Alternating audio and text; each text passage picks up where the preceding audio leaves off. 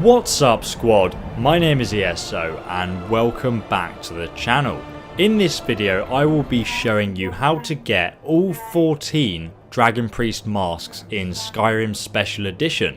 And it's also going to be the exact same if you have the original Skyrim as well. So the Dragon Priest masks are powerful enchanted helmets that are worn by Dragon Priest bosses that you'll find all over Skyrim and Solstheim. You basically have to go around and kill these Dragon Priests to get their masks, and each one is unique. And there's even a secret puzzle to unlock a hidden mask that I'll be showing you in this video. And I'll actually be giving you guys an overview of what mask is good for what character build and which ones you might want to get first. So the first 9 masks I'm going to be showing you are needed to unlock the secret mask number 10. So bear that in mind as you watch this video. But let's start off with number 1 in the list, Hevnorak. This mask has a sleek black appearance with a red glow. The headpiece actually counts as heavy armor, and it has an armor rating of 23. But despite its cool appearance, it's actually one of the worst of all the Dragon Priest masks in the game, because all its enchantment does is makes you immune to disease and poison damage. Now while being immune to poison is quite useful when you're fighting things like spiders, it's mostly not really going to be very helpful to you. And it can be found here in the ancient Nordic ruin of Valtham, which is located here on the map. And I've actually made a walkthrough for each location for each Dragon Priest mask, and they can all be found down below in the description. Now let's take a look at the second mask on this list, Crosis. Now this mask is absolutely fantastic for a sneaky character. It actually counts as light armor and has an armor rating of 21. The mask itself is enchanted with a 20% bonus to lockpicking, archery and alchemy. So it basically makes lockpicking easier, your bows do more damage, and your alchemy potions and poisons are now 20% more powerful. So it's fantastic for an archer using poisons as damage. And you can get this mask over here on the map at Sheer Point, which is actually on top of a mountain. Do take care when you come over here though, because the Dragon Priest is actually accompanied by a dragon as well. So prepare yourself for a little bit of a fight here.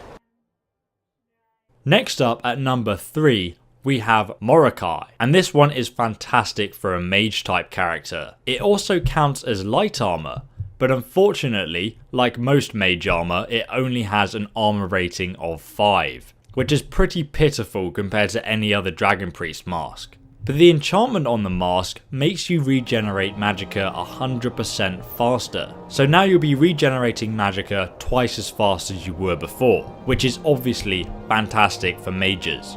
And if you pair that with the Archmage robes, which you get at the end of the Mage Guild questline, you'll actually have a 15% reduction to all spells, and you'll regenerate magicka 200% faster, which is incredible. Anyway, you'll find this mask here on the map in Labyrinthian, and you'll gain access to this location during the Mage Guild questline, if you haven't already. Next up at number 4, we have Nahkrin. This Dragon Priest mask counts as heavy armor and has an armor rating of 23. It also gives you plus 50 magicka and reduces the cost of any destruction or restoration spells that you use by 20%. So this is actually fantastic for a mage build, especially if you decide to pick a high elf, because then you'll be starting the game with 200 magicka, which actually puts you 10 levels ahead at the start of the game, because usually you can only give yourself plus 10 magicka every time you level up. So you can find this Dragon Priest mask just here on the map in Skoldathon. The only issue with this is that you only actually get to this location at the end of the main questline, so you'll probably be around level 15 or 20 by the time you get it.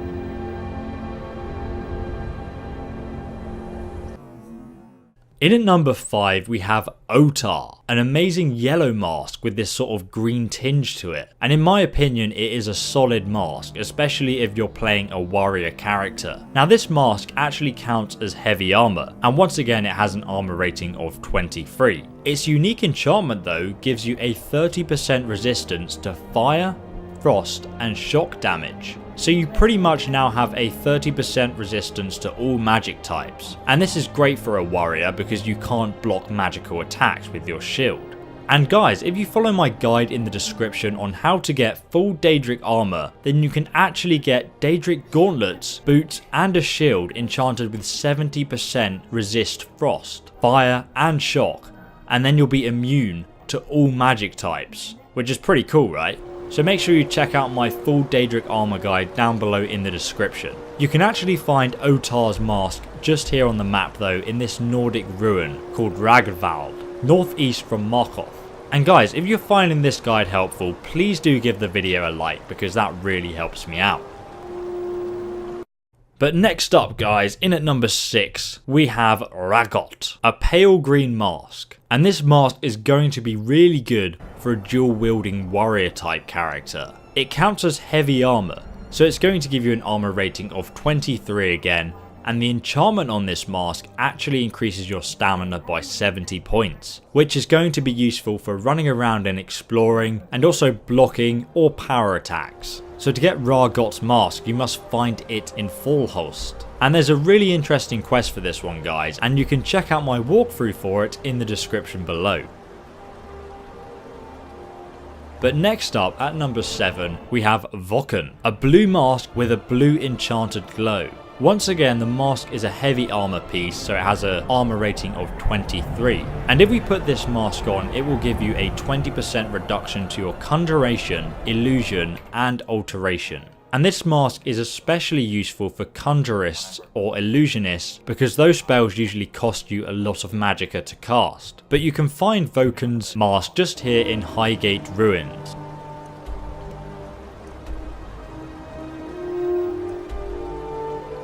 Here on the map. Next up on the list, in at number 8, we have Volsung. Now this is what I consider to be the ultimate utility mask. It counts as light armor and therefore has an armor rating of 21. But that's not really important because this is the mask no matter what type of character you're playing. It's enchanted to increase your carry weight by 20, and then it also makes your prices 20% better, so you get more gold for selling items and you don't use as much gold for buying things. You'll basically want to put on this mask before you buy or sell anything, and then finally guys, it lets you breathe underwater. So it's kind of like an all-round flexible mask that's going to be useful in lots of occasions. But to actually acquire it, you must come here on the map to Volskygge. And once again guys, this is a pretty cool dungeon that I recently did a walkthrough on, so make sure you check it out if you're interested. But next on the list, in at number 9, we have the Wooden Mask. And this mask can be found here on the map in Labyrinthian.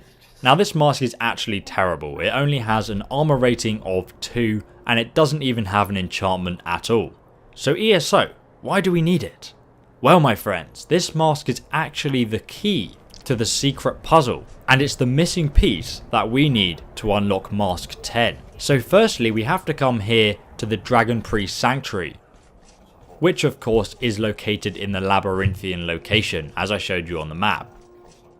So we're just going to head over to the Dragon Priest Sanctuary now.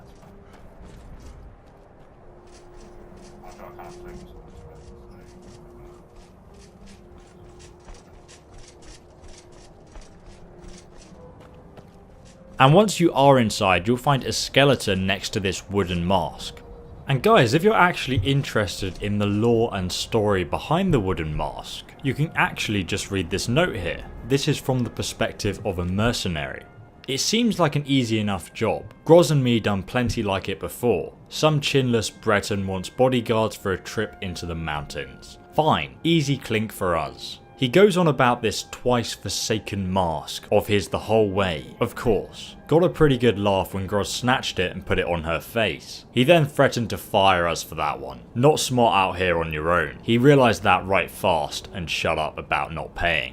So we got here, he thumbs through some papers and mutters to himself. Never you mind, me and Groz had to cut through 10 stinking trolls just to get him here. And without so much as a warning, poof! He put on that mask and vanished. Could have put my hands on his throat one moment, the next he's not so much as thin air. Well, after a while we didn't know what to do, and Groz picks her gear up to head home, when poof, back, that mask in his hand. begs us not to leave and say he needs us to wait. This is what he's paying us for. Then puts the mask back on his face and he's gone again. I'd seen cloaks of invisibility before, but a few swings of my fist provided he wasn't pulling that one. Nothing there to be hit. He shows up again, tells us he just needs one more time, has to figure out something about the other masks, and vanishes once again. That was yesterday, and I'm done with this twiddling my thumbs and writing letters to myself. We're leaving come sunrise, and if he shows up again, I promise Azura I'm putting this dagger through his chest to keep him in one place. We'll pull more loot off him dead than he could have paid alive, but not worth the mask. That cursed thing can stay and rot with him, and the troll's right here. So as you can see, it looks like this guy died ages ago with a knife plunged through his chest. But it gives us a clue on what we have to do. So we're just going to put on this wooden dragon priest mask, and it will actually send us back in time to before the destruction of the Bromjunar sanctuary.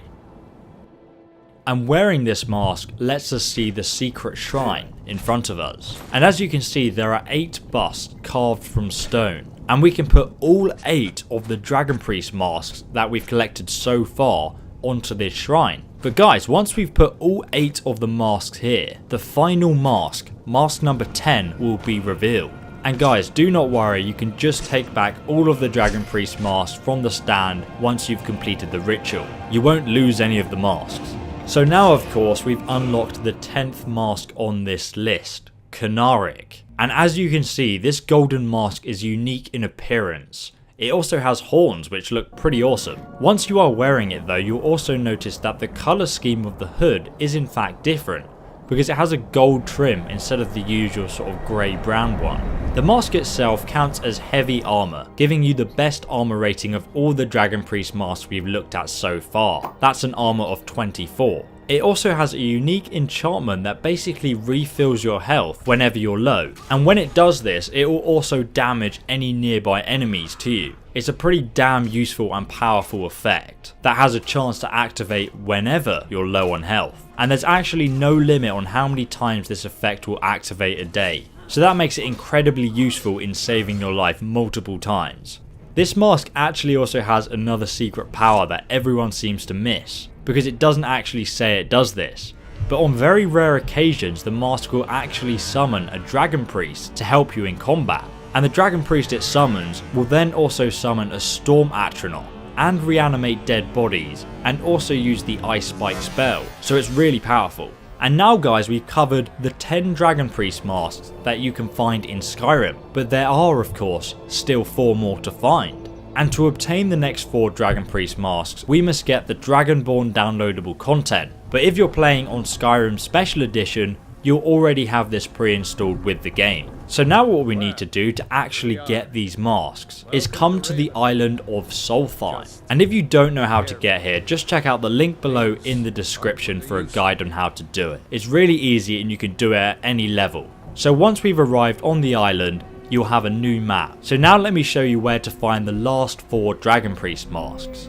So next up in the list, in at number 11, we have Arzidao's mask. Now these next masks have more of a different, more skeletal appearance to them than the ones before. And it actually counts as heavy armor, and it gives us an armor rating of 23 again. But Arzidao's mask actually has a unique enchantment that gives you a 50% resistance to fire, and also gives you a 25% damage boost to all of your fire spells. And this also includes enchanted weapons with the fire damage enchantment, as well as the fire breath shout. So it's absolutely fantastic if you're role-playing a pyro mage or something like that just uses fire.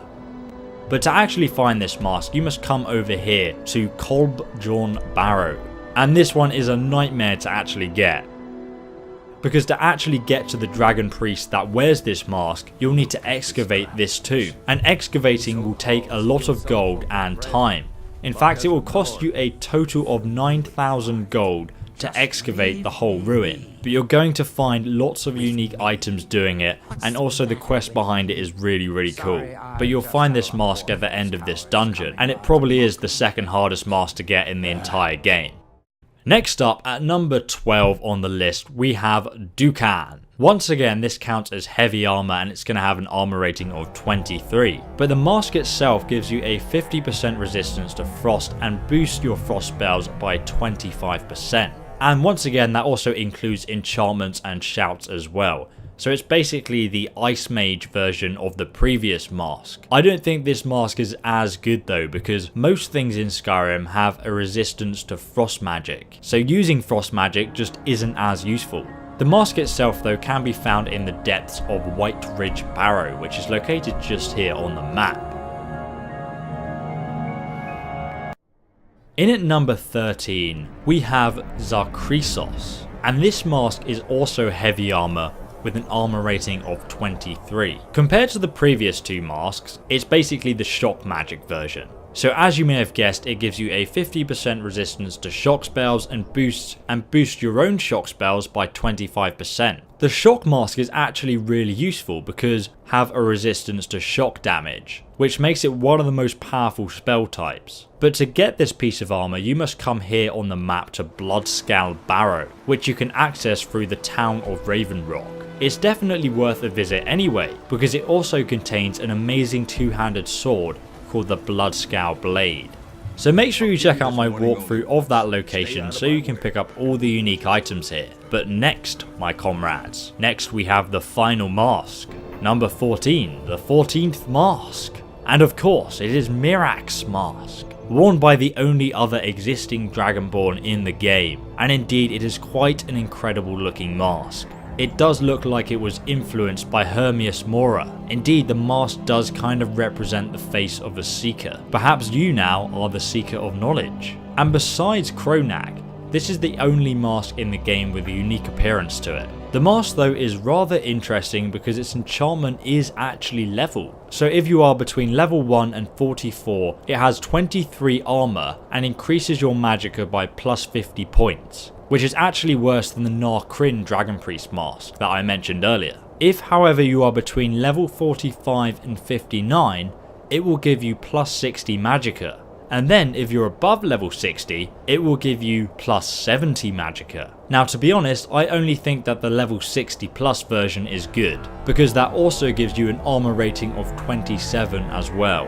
which is the best armor rating out of any of the other Dragon Priest masks in the game. Now depending on if your light armor skill or your heavy armor skill is higher, so say for example if your light armor skill is higher, Miraak's mask will be light armor for you, whereas if your heavy armor skill is better, it will be heavy armor. So it actually just depends on what your character's like. And to actually get this mask for yourself guys, you need to complete the Dragonborn main quest line. And you can find a walkthrough on that and all the other locations I've mentioned down below in the description. But I have another quick tip before you go guys. Because all the Dragon Priest masks here can in fact be worn with the Falmer helmet, which gives you another 10 armor rating on top of the Dragon Priest mask. So that's pretty powerful. In fact, it's the best combination of headgear you can really have. You can also enchant your Falmer helmet as well, so you can actually wear up to 5 enchantments at once, which is kind of ridiculous. And guys, make sure you smash that subscribe button if you haven't already so you don't miss any more upcoming daily Skyrim video guides that I'll be making,